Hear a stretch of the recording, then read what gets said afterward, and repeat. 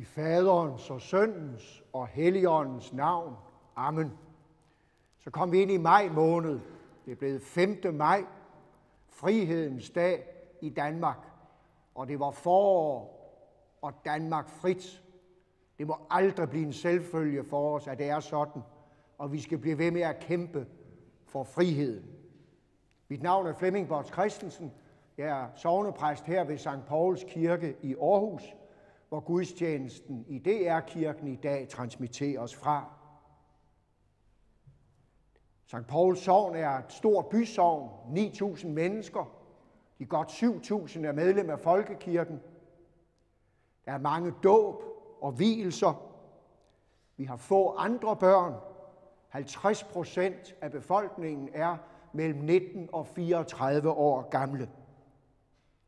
Denne kirke og dette sted, den menighed, der samles her til gudstjeneste, er et afholdt sted for mange mennesker, ikke kun i sognet, men fra hele Aarhus. Der er mange arbejdsgrene, der er mange fællesskaber, der knytter sig til denne kirke. Vi har et frivilligt tal på op mod 200 frivillige medarbejdere, som virker med i og ud fra denne kirke. Så det er en spændende menighed med masser af aktiviteter, og det syder af liv. Og så er der det særlige ved denne kirke, at den er åben. Mandag til fredag fra 9 til 17, så hænger der sådan et kæmpe stort skilt ude på kirkedøren, hvor der står åben. Og det bliver brugt. Og så har vi ydermere den glæde, at vi ved denne kirke har et rigtig varieret musikliv, og vores skønne kantori, som I har lyttet til under ledelse af vores organist og kantor Thomas Christian Nielsen. Det er i dag 5. søndag efter påske. En søndag om en dør, der altid står åben, som vi kan gå ind ad. Om en, der altid har træffetid. Det er bønnens søndag. Bønnen, det er det menneskeligste af alt. I dag får vi en særlig vinkel på bønnen fra Jesus Kristus og fra hans død og opstandelse. Og så lad os da begynde med at bede. Vi skal bede bønnens grundform. Hvad er bøn? Spurgte Anne-Sophie Seidelin en gang, vist nok nede i vores sognehus, og så svarede hun med et råb. Bøn er hjælp. Det er bønnens grundform. Nu tager vi det hjælp med lidt andre ord, nemlig som 3 gange, Herre, forbarm dig over os. Og den anden grundform, det er takken og lovprisningen til Gud. Disse bønner synger vi nu.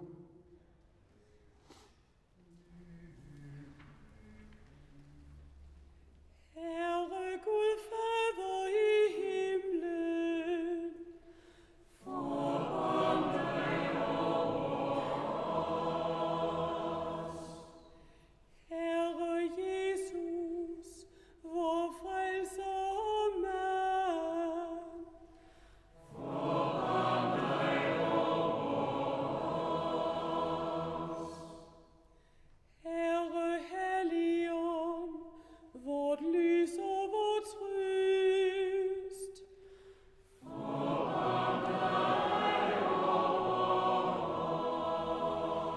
os.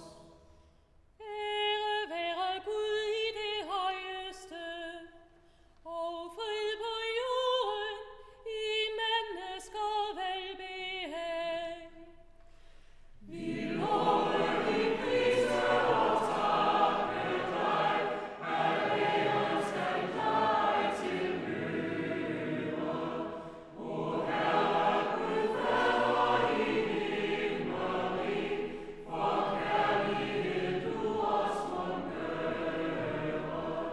Du alting har i vold og magt, det alt må frem, som din agt.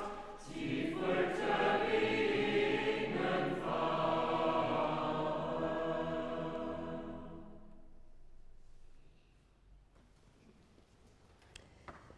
Denne hellige lektie skrives i 1. Mosebog. Jakob var nu alene tilbage. En mand gav sig i kamp med ham, lige til det blev lyst. Da han indså, at han ikke kunne besejre ham, gav han ham under kampen et slag på hofteskålen, så Jakobs hofteskål gik af led. Slip mig, sagde han, det er ved at blive lyst. Men Jakob svarede, jeg slipper dig ikke, før du velsigner mig. Manden spurgte ham, hvad er dit navn? Han svarede, Jakob. Så sagde han, du skal ikke længere hedde Jakob, men Israel, for du har kæmpet med Gud og mennesker, og du har sejret. Jakob sagde, sig mig dit navn. Han spurgte, hvorfor spørger du om mit navn? Så velsignede han ham der. Jakob kaldte stedet Penuel, for jeg har set Gud ansigt til ansigt og har reddet livet. Netop da han gik forbi Penuel, stod solen op, og han haltede på grund af hoften.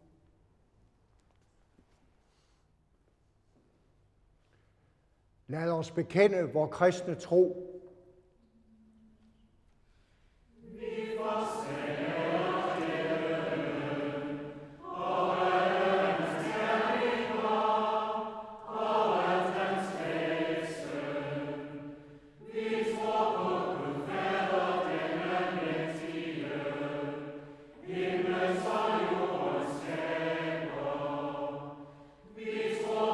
Jesus Christus, hans King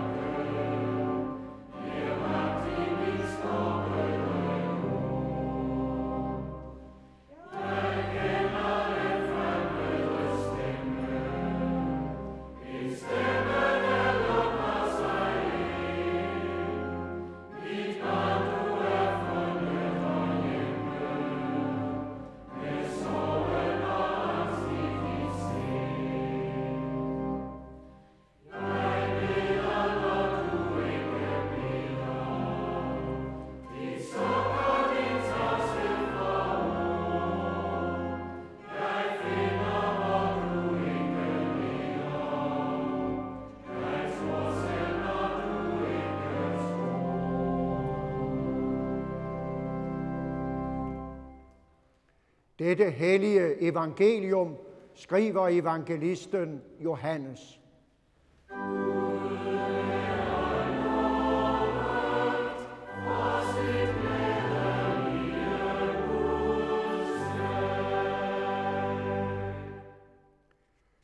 Jesus sagde, sandelig, sandelig siger jeg jer, beder I faderen om noget i mit navn, skal han give jer det.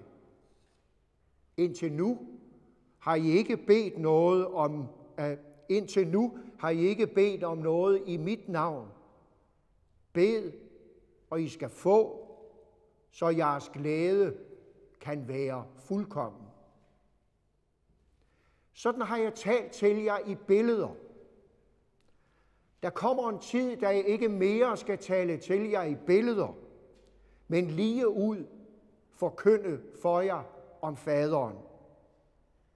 Den dag skal I bede i mit navn. Og jeg siger ikke til jer, at jeg vil bede til faderen for jer, for faderen selv elsker jer. Fordi I elsker mig og tror, at jeg er udgået fra faderen.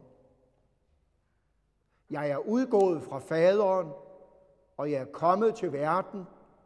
Jeg forlader verden igen, og jeg går til faderen. Amen.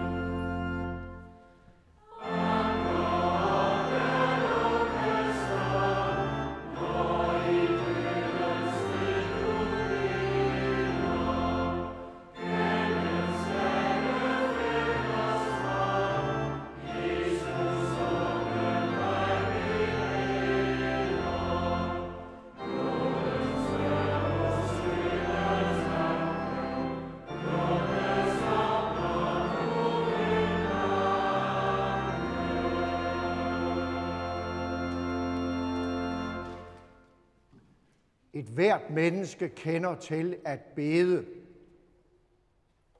Bare det, vi har længsler, at vi ligger inde med håb, at vi engang imellem sukker, og man også samtidig udbryder, åh Gud, eller det helt moderne udgave af det, oh my God. Det er jo den moderne udgave af det. Der er mennesker, der beder bevidst, men alle mennesker beder ubevidst. Det gør humanisterne også i deres sang, Jeg vil takke livet. Jeg husker en gang, jeg var til middag hos en af mine ateistiske venner. Så bliver vi bænket ved skiven. Så siger han til mig, Flemming, vil du bede bordbønnen? Den har jeg ikke lige set komme. Senere, da vi sidder til aftenkaffen, så siger han, der er tider i livet, hvor vi skal sige tak. Vi er mennesker. Bønnen er det menneskeligste af alt.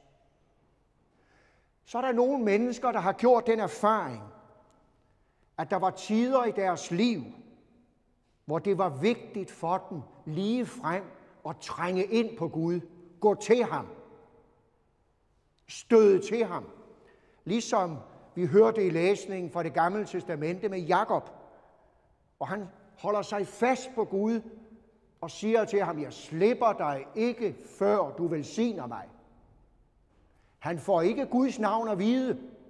Den bøn får han ikke opfyldt. Men han bliver velsignet. Kai Munk har sagt en gang, når troen griber fast om Guds hånd, findes der ingen grænser for, hvad der kan ske. Jesus selv bakker op om denne politik, når han siger intensivt, bed, så skal der gives jer. Søg, så skal I finde. Bank på, så skal der lukkes op. Kan I se det? Bed, søg, bank på, mere og mere intensivt. Der er tider, hvor det er på den måde, vi må søge Gud i bøn. Og det er der plads til. Døren er åben, og han har altid træffetid. Så kender vi alle sammen til at bruge bønnen som SOS. Det er, når vi er på den. Hjælp. Eller ønskeseddel. Jeg kunne så godt tænke mig, det skulle ske. Nogle af os har erfaret bønhørelser. Vi fik det, vi bad om, da vi var på den. Eller det der ønske. Andre gange så fik vi det ikke. Og der var nogle gange, vi måtte vente. Men nu skal vi tænke os om. For meningen er egentlig ikke, at vi altid skal have vores igennem. Vi tror selvfølgelig, vi har ret, fordi vi er os. Og at det, vi ser lige i øjeblikket, selvfølgelig må være det rigtige. Men sådan er det jo ikke altid. Det er jo ikke altid bedst for os, det vi tror er bedst for os. Det er heller ikke altid Guds vilje, det vi vil have igennem. Guds vilje ser jo altid dybere, og han ved bedre end vi. Derfor er det godt, at vi ikke altid får vores igennem. Vi har simpelthen ikke nok indsigt. Vi må lære at bede den bøn, vi skal bede om lidt. Ske din vilje. Den bad Jesus selv 3 gange på sit livs mørkeste aften i Getsemane. Han beder om at blive fri for lidelsen, og han insisterer på det ved at bede den 3 gange. Han blev bønhørt, siger Hebræerbrevets forfatter. Passer det? Han blev i hvert fald ikke bønhørt i betydningen, at han slap for korset. Men han blev bønhørt på en anden måde. Han fik styrke til at møde det, som han skulle møde. Sådan er det også ofte med vore bønner. Meningen med at bede er langt bedre og stærkere end SOS og ønskesedler. Kierkegaard har et eller andet godt om det, jeg mødte forleden. Bønnens funktion er ikke at få indflydelse på Gud, men mere at forandre naturen hos os, der beder. Gud skal ikke ændres af vores bønner. Vi skal ændres ved at bede bønner til netop Gud. Hvorfor skal vi egentlig bede? Gud ved jo tingene, så vi behøver ikke at orientere ham og holde et langt foredrag og holde ham opdateret på situationen. Han har styr på sagerne. Nej, hvorfor skal vi så bede? Fordi vi har brug for at sige det til netop ham, og bringe det, der fylder os, frem for ham. Bare være nær hos ham med det. Og når vi så er hos ham med det, i bønnens rum, så kan det ske, at vi berører os af hans nærvær. Og det kan der komme meget godt ud af. Døren er åben ind til ham. Vi må gå helt frem til Gud. Vi behøver ikke at have en imellem ham og os. Vi kan gå helt frem til ham, ligesom Jakob, og slå os på ham. Jesus beder for os. Det betyder, Han er på vores side. Han beder vores bønner med understregninger og overstregninger. Men når han beder for os, så er det ikke fordi, at Gud ikke er os helt nær. Jesus bakker os bare op og bærer vores bøn frem. Og så den tredje side ved Gud, Helligånden. Han har den funktion, at han sukker. Han sukker verdens og dine og mine bønner frem med uudsigelige sukke. Det bønsliv lever i den hellige treenighed. Man kan også sige, bøn det er at leve sit liv hjemme, og så lukker vi lige vinduet op og kigger ud mod en anden verden. Bøn det er det modsatte af livsindskrækning og navlepilleri. Det er livsudvidelse, det er livsudfoldelse. Det vi er skabt til som mennesker at have hjemme i denne stadige dialog mellem Gud og vi andre. Hvorfor skal vi bede? Det skal vi gøre, fordi det er godt at være foran Gud med sit liv. Være i hans nærvær, bare være der. Der får vi. Og derinde, i det rum, fødes den glæde, som kan kaldes fuldkommen. Den, der er uafhængig af ydre omstændigheder. Bønnens stilling, det er mennesker, der står med tomme hænder, vendt mod kilder uden for os selv. Og det skal kantoriet synge for os om nu. Amen. Amen.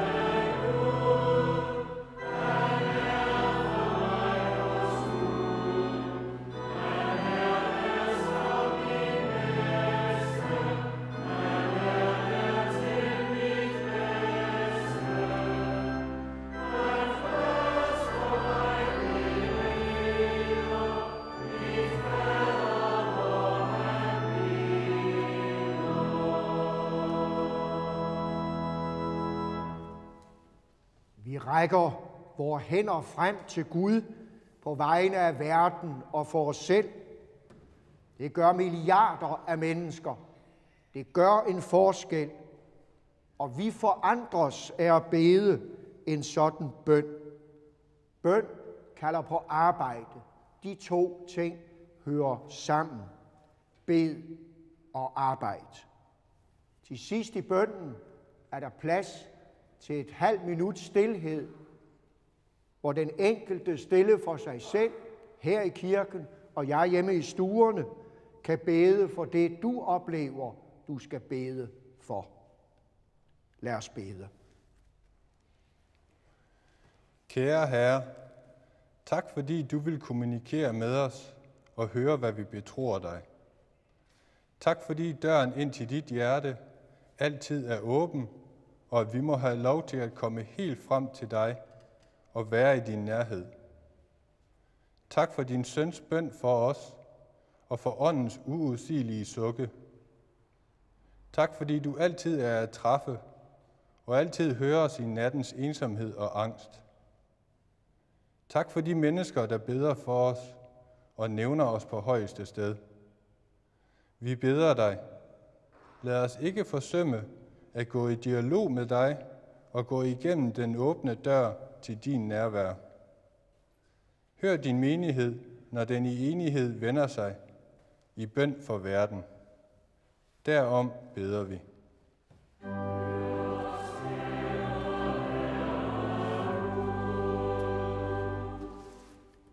Tak, fordi du har skabt verden og lader os se din godhed og for det åbne vindue til dig. Vi beder dig for verdens ledere, for vor dronning og hendes familie og for regering og folketing. Gør dem til bønnens mennesker. Giv dem håb og visioner, indsigt og dømmekraft, vilje og styrke til at kæmpe for retfærdighed og barmhjertighed. Stands volden. Lad alle, som er i nød, vide sig set. Vi beder om fred og fremtid i Mellemøsten, i Syrien og Egypten og mellem israelere og palæstinensere. Tak for et hvert tegn på forsoning. Fyld dem med håb og udholdenhed. Lad ondskaben blive overvundet af den stadige samtale med dig. Lad sulten ophøre i verden. Beskyt vores soldater og udsendinge, særligt i Afghanistan. Befri dem for frygt og lad deres tjeneste bære fredens frugt. Derom beder vi.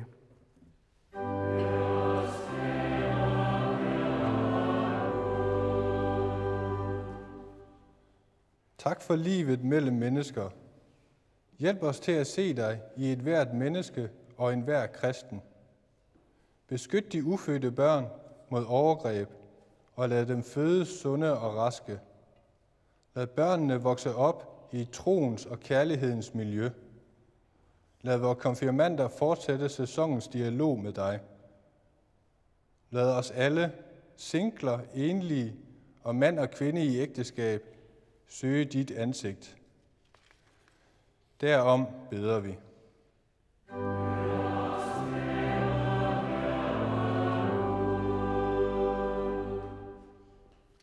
Tak, fordi du gennem korset og opstandelsen er vor hjælper i alle livets kampe, og altid lytter til os og vil velsigne os. Lad alle, som er kørt fast og frygter livet, få mod til at tage livet på sig og leve det på trods. Se til dem, der bliver mobbet, og dem, der bliver forfulgt for deres tros skyld, særligt i Nigeria og Egypten. Giv arbejde til de arbejdsløse og livsmod i ventetiden. Trøst vor ældre, syge og handicappede med lægedom, lindring og trøst. Se til de ensomme og fortvivlede, og dem, der fristes til at tage deres eget liv. Vær med opstandelsens kraft hos de døende og sørgende.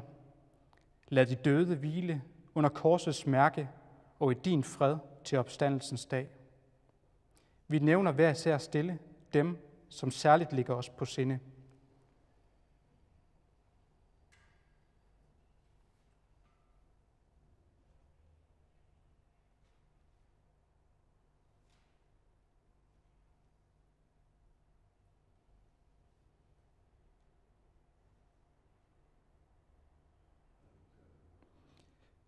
Derom beder vi.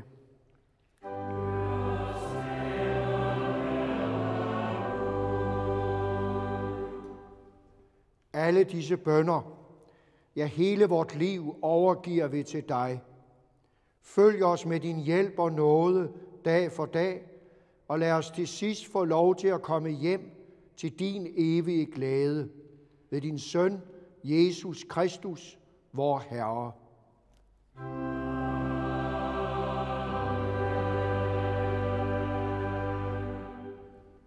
Vor Far, du som er i himlene, helliget vorte dit navn, komme dit rige, ske din vilje som i himlen, således også på jorden.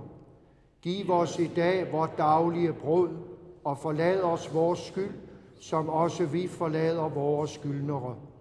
Og led os ikke ind i fristelse, men fri os fra det onde, til dit er riget og magten og æren i evighed. Amen. Modtag alle Herrens velsignelse. Herren være med jer.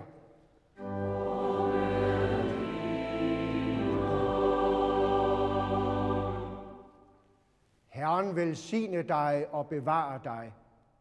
Herren lade sit ansigt lyse over dig og være dig nådig. Herren løfte sit åsyn på dig og give dig fred.